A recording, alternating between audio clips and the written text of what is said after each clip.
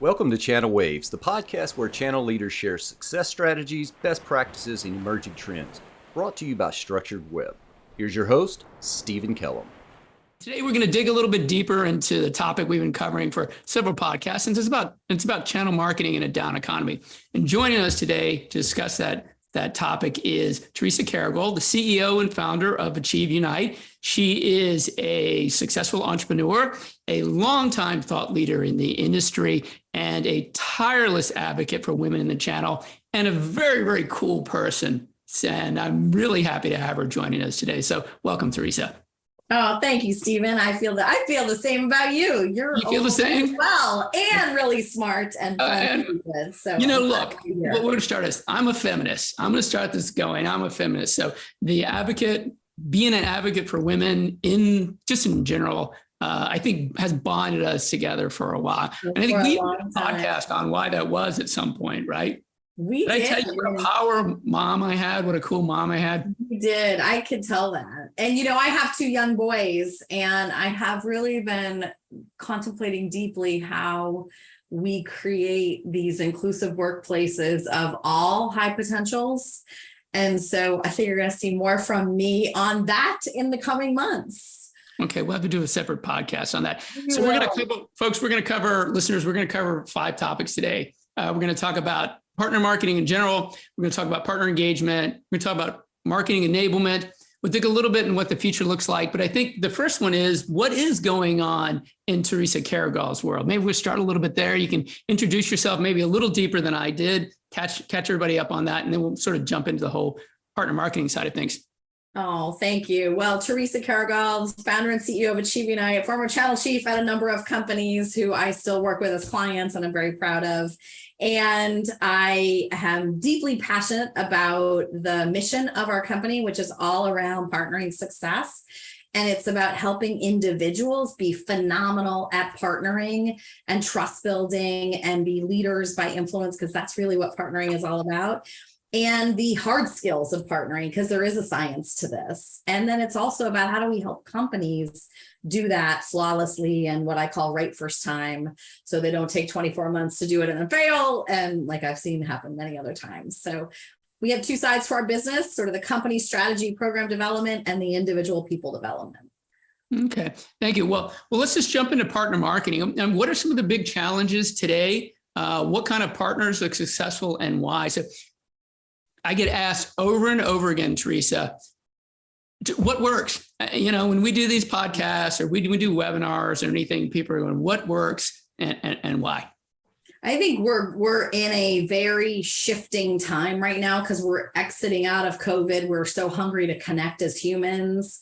And so we're tired of a lot of things. So, I'm seeing a shift of, first of all, marketing, right? It's more important than it ever was in the sales cycle. It's more important in this digital world than ever before. So great time to be a structured web leader for sure.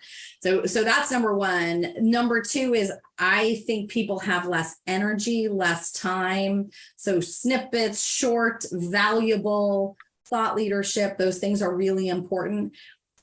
You guys know how deep trust is for me, and trust building is a big currency, and we're launching the science of trust, PQI. So things that are related to companies building trust with other organizations, people building trust with clients, that is becoming much more important. So I don't only call it about marketing, I call it about engagement, and a much deeper level of engagement than I think we've ever seen before. Quick question on that.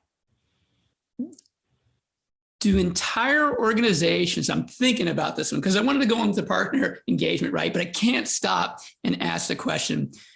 You had said marketing has never been more important. Mm-hmm. What's the worst thing that partners do? They just spew and throw one-way transmit marketing and expect a different result. Okay, that's a little more of an involved answer than I expected. I thought you were just going to say marketing. No. Okay, that's pretty fascinating. I'm curious if the organizations, the vendors across the entire organization realize how important it is to get partners to be good marketers. because sometimes I don't, but sometimes I'm hearing it. I'm not so sure I'm seeing it all the time. Well, and I almost think we shouldn't use the term marketer, because it's sort of like marketer has 10 different kinds of marketing, and Sure. partners need to pick 2 of those and be good at 2 out of the 10. Yeah. And we need to be better at breaking down those 10 so that we can help vendors with what specifically they need to pull on the shelf for that particular partner, and do a much better job of that. Oh, so you're saying we need to get very much more, very prescriptive. Yes. Prescriptions, prescriptive recipes, very, very scientifically. It's not enough to throw a demand generation campaign into something and expect a great result, because that may or may not be the right strategy for that organization. Okay, but before we even get to that, can we talk about partner engagement? Because that was the next one in my question, but maybe it's the first one, because if you're not engaging with them, then it really doesn't make a difference. You're not going to be able to make them a better marketer. That's right. And this concept of, we've been talking about the QBRs are dead. I talk about MBRs, monthly business reviews. I talk about real-time partnering. And if I'm engaged at that level with a partner, then I'm helping them with what are the right aspects of marketing that they need to be working on in order to be successful for their business growth, of which me as a vendor is going to benefit if I'm at that level at the table with you. To me, that's really interesting. And it's all about perspective. And when you say QBR or monthly business review, what perspective are vendors taking? Because as a partner, I had people come into QBRs and it was all their agenda. Right? My agenda. So I'm really curious. Yeah. So I'm really curious what that actually looks like and what that perspective is. Yeah. It's sort of, we have to flip that on its head so that, I say, and the programs that we teach are about, that partner leaves that 30 minutes or that hour with you and says, that's some of the most valuable time I've ever spent this week. That's some of the most valuable input they have on helping me with my business. Not, oh my God, they want me to sell more products. What do I need to do? They want me to market more products. What do I need to do? Let me pull a demand generation campaign. Like, it is a big shift that has to happen. So how do vendors get there? Because that's a big jump to get there. I mean, you not only you're talking about doing it instead of quarterly, doing it monthly, you have to be better prepared because you need to know this partner well and understand what their capabilities are. So, that's a pretty big task. So, vendors have to do partner experience really well, right? And we have the vendor maturity index. You have to figure out where you have to focus, and you have to laser in on that. Secondly, you have to work, your segmentation has to be strong, right? Because you have to know the partners that you're placing your biggest bets on, because you can't do that with everyone, right? So you have to have placed your bets on the right partners and create a mechanism for that level of engagement with those partners. And then you have to have self-serve. However, that self-serve, I'm a big fan of the new digital sales, these new hybrid organizations where we're developing young people and they're working with partners and they're helping to cultivate sort of the masses, creating those kinds of organizations to have deeper levels of engagement, even with the broader set of partners, is really important. You said something interesting. We said a lot of interesting things, but something that caught my ear. You said 30 minutes. Here's what's fascinating to me. I used to work with a vendor in a different lifetime who had 26 tabs on a spreadsheet for a quarterly business review. I'm not going to say who it was. I worked with that same vendor, and it was called the Beast. Yeah. Anybody listening? The average partner for them was what, $3 million? Yeah. Which, and by the way, I was one of their partners a while back. But 30. You talked about attention spans. By the way, if you're a vendor, the thing you really want the partner to do is be out there marketing and selling, not sitting there going through 26 tabs, right? So are you seeing a big adoption towards get in there, be relevant? What is that saying? Be good, be fast, and be gone? And be relevant and be timely. You don't have to do everything anymore. You pick the top areas that are going to have the biggest impact. We have actually become a big fan of the one-page business plan. Okay.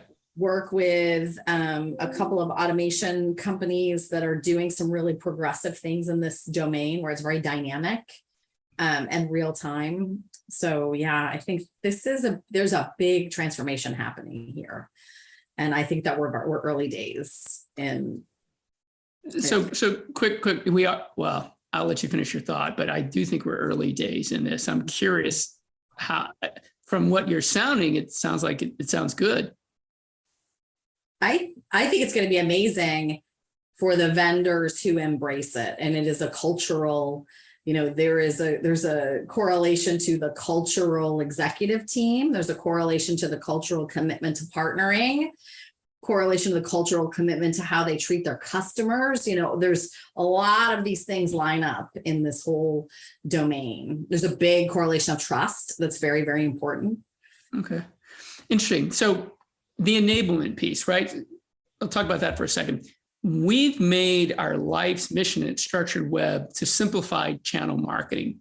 So I think it's interesting. There's a juxtaposition between enablement kind of over here. I'm actually using my hands in this, right? And simplification is over here. Enablement can be very, very complicated, but if you make things simpler, the enablement can actually get much smaller and it can be much more impactful, right? I was talking to someone about a marketing certification program and I thought they rolled their eyes in the back of their head like, oh my gosh, is that like a 4-week program? I was like, wait a second, just think, educate, execute, and measure, and just figure out a way to reward them through each one. It doesn't have to be rocket science. I think we can keep it pretty simple.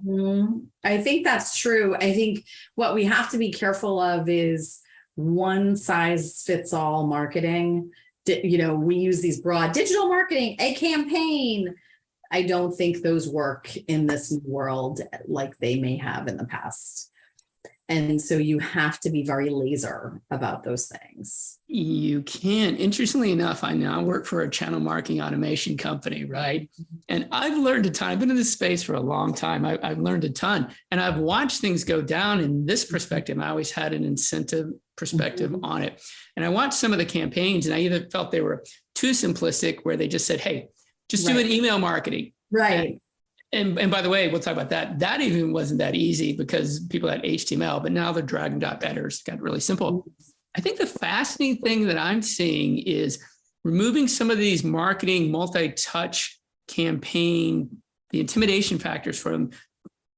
We're seeing, look, you've got to use video or you can use syndication, but they all need to be really simple to do. And they all need to be multi-touch pieces. And I agree, Theresa, if you could start with multiple things you could do, and it makes it easier for you to fit that marketing campaign for that partner. And really what you're trying to fit is to the buyer. I mean, we could talk about the partner all day long, but you're trying to figure out how that partner reaches that buyer, right? And some may need to do video, and some may be webinar syndication, and some may be an email, and some maybe it's a combination of all of it. Yeah, I think that's true. And I think reaching the buyer and knowing who the buyer is and the partners. These partners, in many cases, they are the buyer. In MSP world, they're the partner, they're the end customer, they're the generator of the business, all in one persona. So these personas are evolving a lot. And I think we need to look at those differently as well.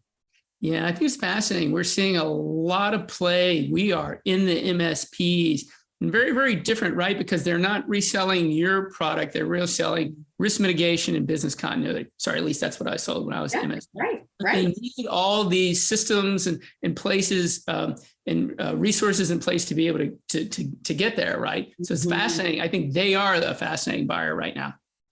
And it's all about trust, because if I'm going to do business with a risk mitigator and a business continuance, I better trust that person. I better trust that company.